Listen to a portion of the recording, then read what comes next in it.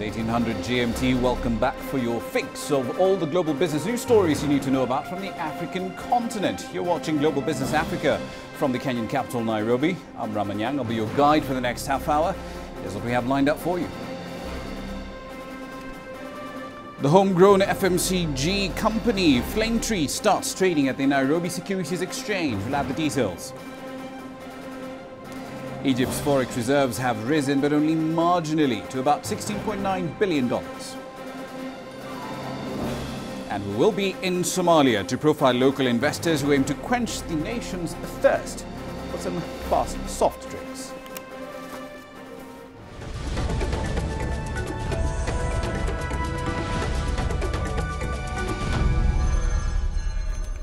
Let's begin in East Africa, where the shares of the regional plastics and cosmetic maker, the Flametree Group, started trading today at the Nairobi Securities Exchange after it listed 162 million shares by way of introduction in the growth and enterprise market segment. Now, the new shares debuted at 8 shillings today, but they ended trading at 13 shillings and 85 cents a share. The Flametree Group is a Pan-African business. It's got a presence in 6 countries, including Kenya, Ethiopia, Mozambique, Rwanda, Mauritius and Dubai. Founded in 1989, it now employs over 1,000 people. Its turnover last year was 1.6 billion Kenyan shillings. That's roughly $18 million. Our model of business has been to manufacture products in Africa, for African products. This has grown our business, and we believe as a company, we want to carry on within our goal. We today manufacture over 200 different kinds of plastic products. Elsewhere on the continent, the global money transfer firm MoneyGram has extended its relationship with Standard Bank, Africa's largest financial services organization by assets. The deal between these two sides brings MoneyGram services to over 500 Standard Bank locations in South Africa and elsewhere in 11 other countries in Southern and Eastern Africa. Remittances, of course, are a vital driver of economic growth and financial inclusion across Africa. Here's one statistic to consider. According to the World Bank, South Africa alone was a source of over $1.2 billion in remittances that went to elsewhere in Africa in 2013 alone. Speaking of other locations in Africa, Egypt's foreign reserves went up marginally to $16.91 billion by the end of October from $16.87 billion in September. That's according to the central bank. Foreign reserves, of course, did fall quite sharply after the 2011 uprising that led to the ouster of Hosni Mubarak. They have started to rise once again, however, buoyed by billions of dollars in grants and aid that has flowed into Egypt from Gulf Arab states since the army overthrew Mr. Mohamed Morsi last year. Now, Thursday's announcement on reserves came just days after Egypt received a $1 billion grant from Kuwait alongside Saudi Arabia and the UAE. Those countries have propped up the ailing Egyptian economy in cash and kind. Now, we start our special coverage of economic partnership agreements between the EU and African economies tonight, with a look at how these deals will affect trade across the African signatories. CCTV's Yasser Hakim is in the Egyptian capital, Cairo. He starts us off with a North African perspective.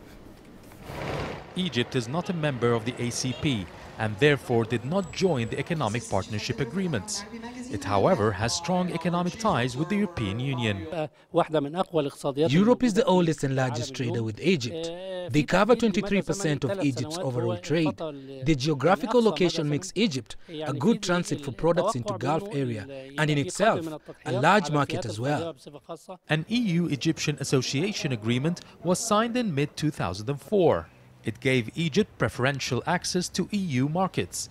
It allowed for the establishment of a free trade area that liberalized tariffs for industrial and agricultural goods. It also dismantled custom duties on industrial Egyptian products and saw a gradual abolition of customs duties on European products to Egypt. Though trade tripled to 33 billion euros in 10 years, the economic agreement has had its opposers. EU stands the winner. It has more developed industries. Not many industries here are producing up to EU standards. That's why nearly 2/3 are European exports to Egypt.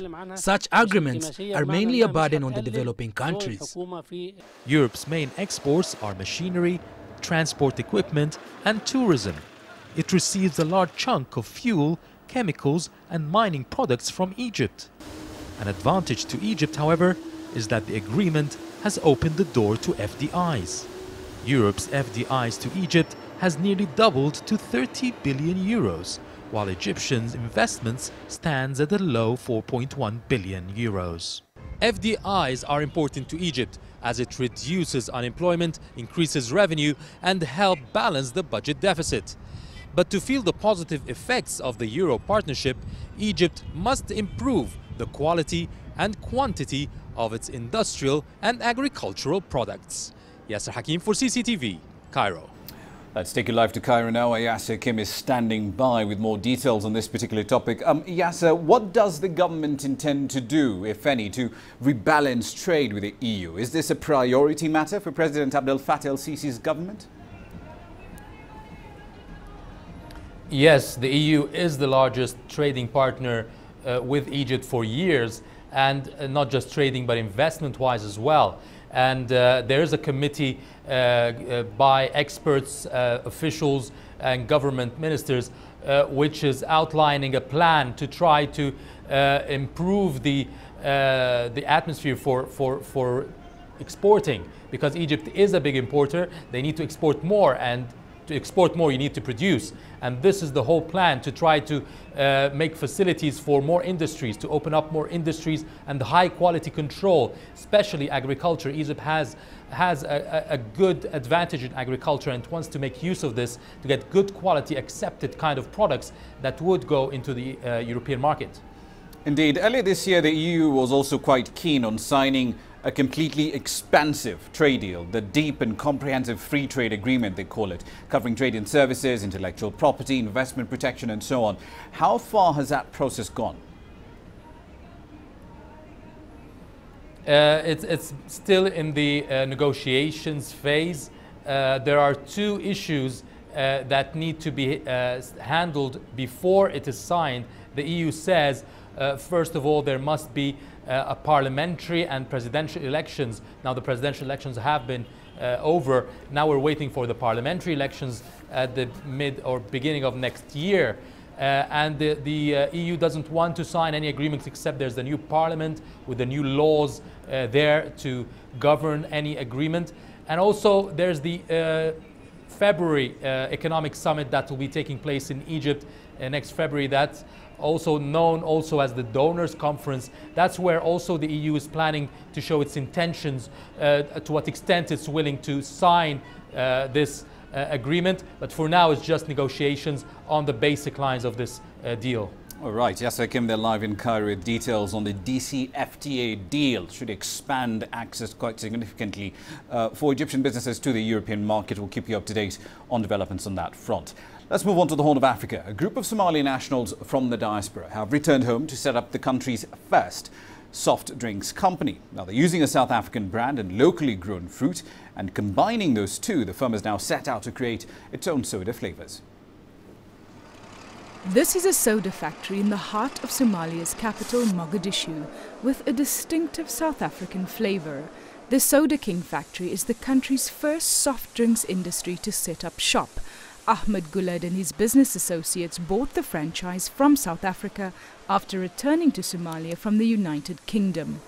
At a startup cost of $1 million, it now distributes various flavored drinks and bottled water to customers throughout the city. Yes, we have decided to run this business in order to fill the customer demand. As you know, Somalia, there's no enough factories and there's no production. Usually the production is coming overseas, especially in the Middle East. That's why we decided to start this business. Of course, there is some challenges here. As you may know, the security is not as we prefer. There is no supply chain for the factories and so on. But still, we can manage to continue this business. For more than 2 decades, Somalia was engaged in fighting a bitter civil war and then fighting Islamist militant insurgents. But a recovery process is now underway. The government is encouraging more investors to drive the economy and create jobs. The Soda King factory has around 30 employees. My life has totally changed since I started working for the soda factory. Somali expatriates and locals have made huge investments in the country, and there is good progress. The company uses locally available fruits to produce the drinks and makes up to 8,000 bottled drinks per hour. There are also plans to expand and double the output in the next year. We have very different quality of productionists, and we are the only plant or only factory who can produce up to 13 different soft drinks. Therefore, most customers, they prefer to buy from us because we are one-stop solution. Other businesses in Mogadishu are also growing. Hotels, restaurants and shopping malls are opening, giving Soda King an opportunity to market its products. The sodas are in demand because they are local products. Everyone likes to take locally made drinks. A more stable outlook has helped boost the Somali shilling by some 80% since 2011 to around 18,000 to the dollar. Guled and his business partners are among many other innovative Somalis who have taken advantage of the relative peace and stability that now flows in the country. Valdi Karolsa, CCTV. As far as equity markets are concerned, there is a rout, a bloodbath. Pick whatever adjective you want to use, it will certainly apply to Nigeria. The index there down 4 percentage points today. And remember, this is off the back of a 16-month low that was hit in Wednesday's trading session. As we'll see, the malaise continues and affects into the Naira as well. We'll have those details a little later in the bulletin. But this was certainly a day to forget across African markets. Well, then here's something else to come up in the next couple of minutes. Tensions remain high in South Africa's agriculture sector. Farm workers are threatening to go on strike.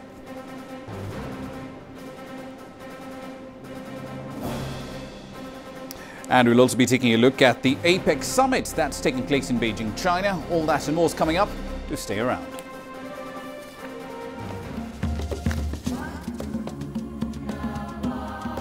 Food security is a major challenge for most African nations, yet agriculture is a backbone of these economies. But with technologies like hydroponics, there is hope of food availability all year round.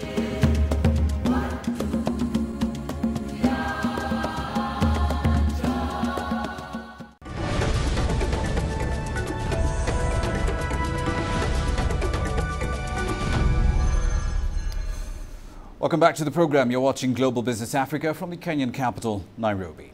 Let's take you to Nigeria. The country will borrow just about $1 billion from the International Development Association, an arm of the World Bank, for major irrigation and drainage projects. Now, that cash will be spent on several projects ranging from irrigation in states like Kano and Zamfara to urban water projects and the upgrade of drainage systems throughout the country.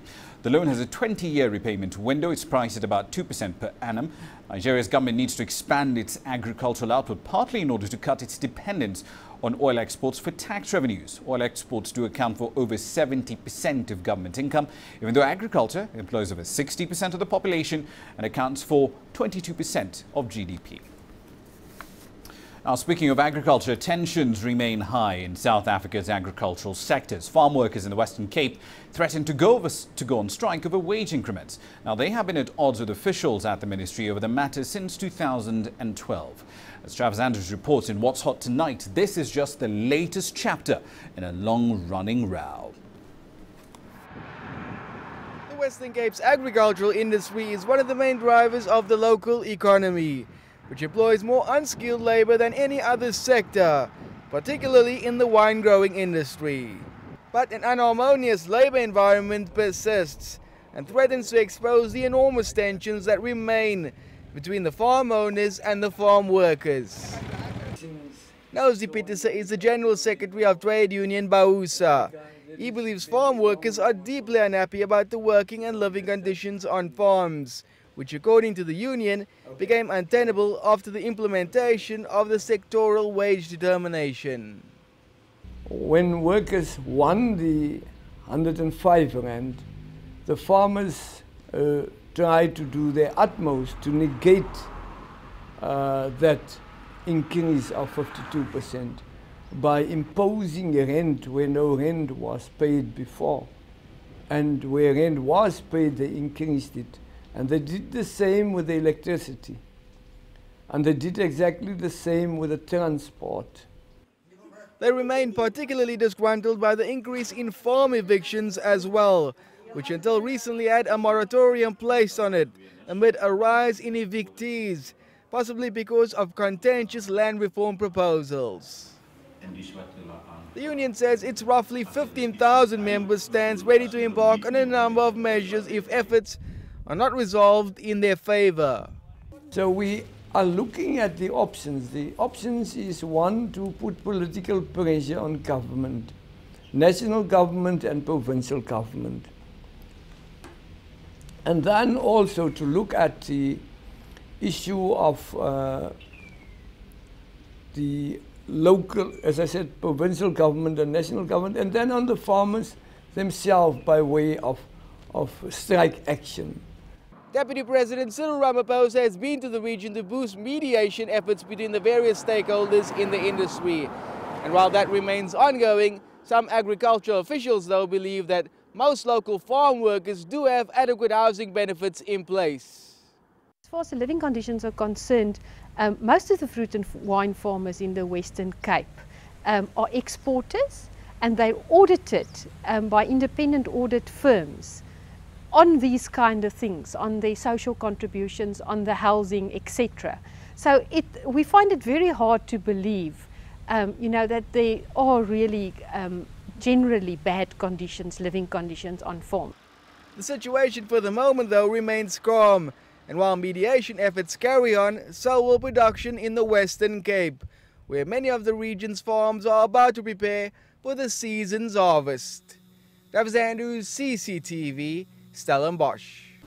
Let's get to the latest developments from South Africa. Angelo Coppola is live in Johannesburg right now. He's been following these stories with a lot more detail. Angelo, give us a sense of what would happen if these 15,000 unionized firm workers do go on strike. What kind of damage should we expect in South Africa's agriculture sector? Well, Raman, it would be catastrophic for those farmers that haven't yet mechanized, specifically in the Western Cape. However, many of those farms are moving in that direction, specifically because of what happened in 2012 when those strikes closed down most of the farms. It's also going to be catastrophic for those farms that have unionized staff on their premises, especially during this harvest time. That's when most of the staff will be on the farms. But in reality, the entire sector, that's the agricultural sector, is not heavily unionized. Unions simply can't get around to the farms to sign up those members. And estimates suggest that as little as 10% of the sector is unionized. Raman? Indeed, the Deputy President, Mr. Cyril Ramaphosa, has been trying to mediate this dispute between the two sides. What are the outstanding points of disagreement between farmers and unionized labor? Look, besides the salary, which was kind of set there as a minimum wage by government's Labour Department in 2012, there is another major issue, and it goes back to the Rural Development and Land Reform Minister, who suggested that long-term farm workers be given a 50% equity stake in the farms on which they worked in order to speed up land distribution. Remember now that land distribution has been reopened again. So the farmers, it appears, are evicting labourers because of this. The union says there are mass evictions happening across the country, but specifically in the Western Cape. The farmer unions are disputing this. So on Saturday, Ramaphosa announced that all legal and illegal farm labour evictions will be banned until next year, when he says he's going to call another meeting to find some longer-term solutions. Raman? Indeed, we'll have to leave it there for the time being. Fascinating story all the same. Angelo Coppola will certainly keep tabs on it, as well as the team in South Africa. Let's now turn our attention further afield to the Far East and the ongoing APEC summit. Now, between them, APEC member states account for just about half of global GDP. They also happen to be home to about 3 billion people. Whichever way you slice it, that's a huge economic opportunity right there. Away from the bigger picture, however, how exactly does this economic group affect the lives of ordinary people and businesses? Mrs. Lee makes her daily purchases in this supermarket in Guangzhou. Now is the season for tropical fruits, and her new favorite is Philippine imported bananas. The imported bananas used to be expensive, but now they're only slightly more costly than domestic ones. The imported banana tastes better. It now costs 2.5 yuan per kilogram. It's more acceptable. In fact, Chinese tariffs on fruit products coming from APEC economies such as the Philippines and Thailand were dropped in 2006. Thanks to APEC, over the years, import costs for such items as vehicles, home appliances, and computer software have all been lowered among the member economies. APEC was founded in 1989 until the year 2010. The average tariff among the Asia-Pacific region has been lowered to 5.8% from 16.9%. Chinese business investments and operations in other APEC economies have also been made much easier under the APEC framework. For example, this company in Tianjin has moved its factories to Vietnam, while expanding its sales network to the entire Asia-Pacific region. We enjoy tax cuts in Vietnam, and the country's government has also given us a lot of support, which allowed us to set up base here in just 1 year. The latest data shows that Chinese direct investment into other APEC members hit $61.8 billion in 2013. That's 69% of the country's FDI. Economic ties among APEC members have become much closer since 25 years ago. Yang Chengxi, CCTV. Now, of course, one of the issues of concern at this year's APEC summit is how to promote economic reform and scientific innovation in China. At a simultaneous event in Beijing on Thursday organized by The Economist, BizAsia's Martina Fuchs caught up with several economists and asked them what sort of changes they want to see next. Trying to change the state-owned enterprises, I think that is a huge challenge. But also for the private enterprise, trying to speed up approvals. You know, there is still a lot of over-regulation in China. And I've seen Chinese business people here who complain still, even now. They admit it's got a bit better, but they say it just takes a long time to get the sort of decisions you need. And you often end up making them before the regulation is passed, and so therefore you have all the problems that come with that. The Chinese government has been keen to accelerate the switch to an economic model driven by science and innovation. In the Chinese economy, the government has set out a very ambitious reform agenda from at the third plenum. So we have seen some progress in that front, and I expect going forward we will see more in terms of government administration, cutting down of government approvals and procedures, and unlock the sort of new sources of growth, especially from the services sector and from private enterprises. I hope we see further acceleration in terms of state-owned enterprises reform and local fiscal finance reform. And also, I think on the financial sector, I would expect a faster move on interest rate liberalization. For innovation, I think is a result of the reform. When the market play a decisive role in the future, I believe the corporate will spend more money in R&D and allow of different kind of innovation, not only from a technological perspective, but also from a management perspective, will happen. APEC officials from the 21 member economies gathering here in Beijing also hope that the new APEC protocol on innovative reform, economic development and growth could further unlock the region's potential. Martina Fuchs, CCTV News, Beijing. Now that rampaging dollar is, of course, causing quite a bit of havoc on commodity prices as well. But it's not the only factor to consider, at least with respect to oil. High supplies have come back to hot markets. Brent crude down to about $82.35 once again. OPEC says it's not panicking due to the decline in prices, 27% since June. However, does that mean they will cut supplies on the 27th of November? We'll have to wait and find out.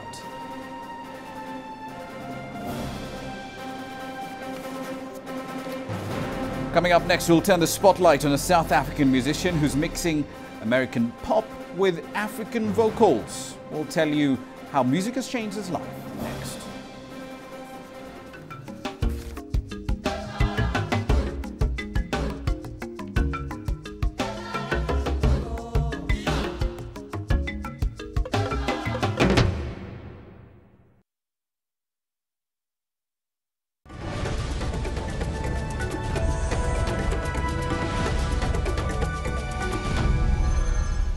Welcome back to the program. Now, breaking into the music industry and making it a viable long-term career, especially in Africa, can be pretty tough.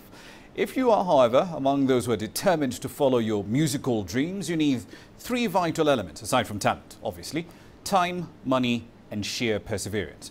This isn't a story about all doom and gloom, however. Take the case of Breeze the Trendsetter, a young South African musician who's blending American instrumentation with African vocals. He's fought pretty hard to make his mark, and he's slowly starting to reap the rewards. That story makes our grassroots segment tonight. What up? My name is Breeze the Trendsetter, a hip-hop artist from South Africa. Born and bred in Umlazi. I dance, I rap, I present.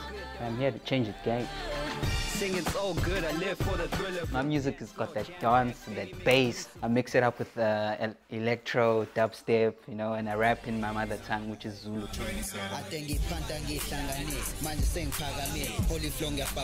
When I was young, I was like, yo, I want to be in this industry, I want to be a rock star. I'm just going to come in and rap, and people are going to love me. Everyone's going to say, Breeze, go perform there. Breeze, you're the man. And it wasn't that easy. Getting a track out is not easy, because if people don't know you, they will never support your stuff. So when I took out Trendsetter, I remember that's why I put it out for free. Everyone enjoyed it. So from then, people called me Breeze the Trendsetter. National radio stations wanted it, and local radio station wanted it. I remember people were phoning in saying they love my music. They love that there's a new face in SA music. They love the style.